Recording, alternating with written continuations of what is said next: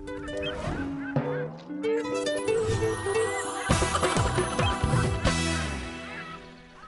वालेकुम। हस्बे हाल में बहुत बहुत खुशामदेद। मैं हूं आपका होस्ट आफ्ताब इकबाल और मेरे साथ है नाजिया और Azizi. Very warm welcome to the show. आज के शो में शामिल है सफरनामा, मुखबरियां, खबरों पर तबसरा और खुसूसी इंटरव्यू। मगर सबसे पहले बात होगी सदर आसिफ अली जरदारी के सियासी मुस्तकबिल पर। जी खोचर साहब, क्या मुस्तकबिल है जी जरदारी साहब का? मुझसे पूछो, मैं ज्योतिषी हूं, मैं क्या बताऊं मुस्तकबिल। और जितने तुम खोचर हो तुमसे ही पूछना है और मैं अल्लाह लोग से पूछ लूं।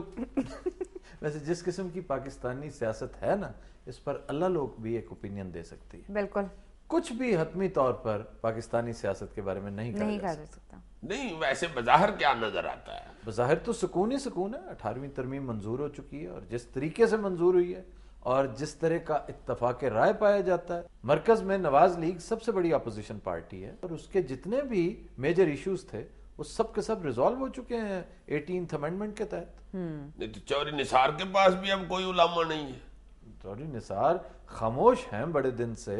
बज़ाहिर तो यही लग रहा है कि उनके पास भी कोई उलामा नहीं। नहीं, उन्होंने को हट्टी बंद करके कोई और काम तो नहीं ना शुरू कर लेना। चलानी तो उन्होंने सियासत की हट्टी है ना। नहीं, छोटे मोटे सिलसिले तो चलते रहते हैं, मेजर इशू कोई नहीं रहेगा। एटलीस्ट साल 1.5 साल तक इन दोनों जमातों के दरमियान कोई मेजर इशू नहीं रहेगा। हो सकता है इस्टेब्लिशमेंट जो है वो जरदारी साहब से तंग आ जाए, इस सेटअप से तंग आ जाए, इस अरेंजमेंट से तंग आ जाए। नहीं तो स्टैब्लिशमेंट को क्या तकलीफ होनी है जी सेटअप से? इस्टेब्लिशमेंट का सबसे बड़ा इशू ही यही होता है हुकूमतों के साथ, गवर्नेंस और इकोनॉमी। इन दोनों चीजों में ये हुकूमत बज़ाहिर पिटी हुई है बुरी तरह। ना अच्छी गवर्नेंस है और ना इकोनॉमी की सूरत हाल कुछ कदरे बेहतर भी नहीं कही जा सकती। हर नया दिन आपको पीछे की तरफ और नीचे की तरफ ले जा रहा है। और सर, करप्शन सबसे बड़ा इशू। यस, और करप्शन में क्या कमी वाकई हो रही है? क्या अवाम मुतमईन हो रहे हैं? नो, हरगिज नहीं। करप्शन में हर रोज इजाफा होता है। नहीं, सही बात है। रिश्वत तो इतनी बढ़ गई है कि बगैर पैसों के डड्डू छप्पड़ से बाहर नहीं आता। और अगर ला करके आ ही जाए तो कैं करने के पैसे मांग लेता है। 10 रुपए फी कह लेता हूँ जी। 10 रुपए फी क्या? वो करता ना यार। ये तुम पिछले 3 शोज से लगातार करते आ रहे हो। ये तुम, हाँ तो और क्या। चलो छोड़ दो उसको। बगैर पैसों के कच्चू कुम्मा तौण बाहर नहीं निकालता। यार हद होगी, तुम्हारे साथ कोई गुफ्तगू नहीं हो सकती जिसमें जानवरों का तस्करा ना हो। यार जानवर भी आफ्टर ऑल हमारे भाई होते हैं, हमारे साथ जिंदगी गुजार रहे हैं। तुम्हारे भाई होते होंगे, हमारे तो नहीं है। हमारे मत कहो तुमको, जानवर भी आफ्टर ऑल मेरे भाई होते हैं। अच्छा जी, अच्छा जनाब, मेरे ही भाई है। तुम मेरे भाई नहीं हो? नहीं, अब नहीं। इन द गिवन सर्कमस्टेंसेस में तुम्हारा भाई नहीं हूं। यार करप्शन की बात कर रहे हैं, तुम जानवरों के पीछे पड़ जाते हो। यही मैं गुजारिश कर रहा हूं कि करप्शन इस कदर ज्यादा है कि इस सूरत हाल में हुकूमत का पहिया नहीं घूम सकता, ये गाड़ी आगे नहीं जा सकती। कहीं ना कहीं बड़ा खौफनाक स्पीड ब्रेकर या कोई बहुत बड़ी रुकावट इस सड़क पे मौजूद है। वो कब आती है, ये गाड़ी उसमें कब टकराती है, इसका मुझे नहीं पता, लेकिन ऐसा होगा जरूर। सर, करप्शन की वजह से? सिर्फ करप्शन की वजह से। देखिए जी, जो बैड गवर्नेंस है ना, ये भी आहिस्ता आहिस्ता ठीक हो जाती है, गुजारा हो जाता है। लेकिन करप्शन, इसका कतन कोई जवाब नहीं। ये तो घुन की तरह आपको खा जाती है। बहुत खतरनाक। अलाउद्दीन खिलजी बेचारा एवं तो नहीं ना कान काटता फिरता था। यार नवाज शरीफ साहब भी बिल्कुल चुप हैं, खामोश बैठे हुए हैं, कोई बातचीत नहीं कर रहे। क्या करेंगे अब इतनी देर? अभी 3 साल पड़े हुए हैं, वो बैठ के बारी का इंतजार करेंगे।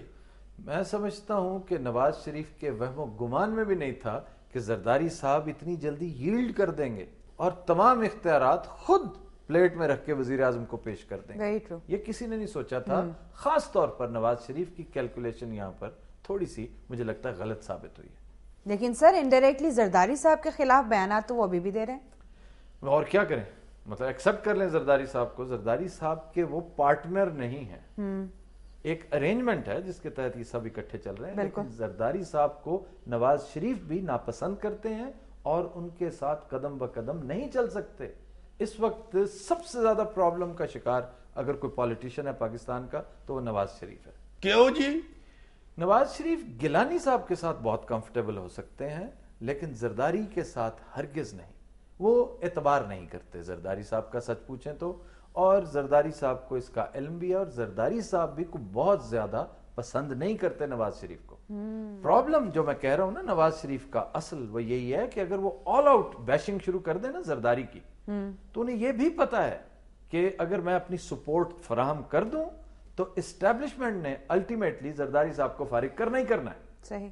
तो उसमें कहीं मैं खुद प्लेट में रख के ये मौका इस्टेब्लिशमेंट को ना पेश कर दूं। पहले थोड़े हाथ लगे हैं उन्होंने, इस्टेब्लिशमेंट के इतने साल ख्वारी बर्दाश्त किए उन्होंने, चुनाचे वो चुप करके एक साइड पे बैठे हैं, वहां सिवाय कुड़ने के वो और कुछ नहीं कर सकते।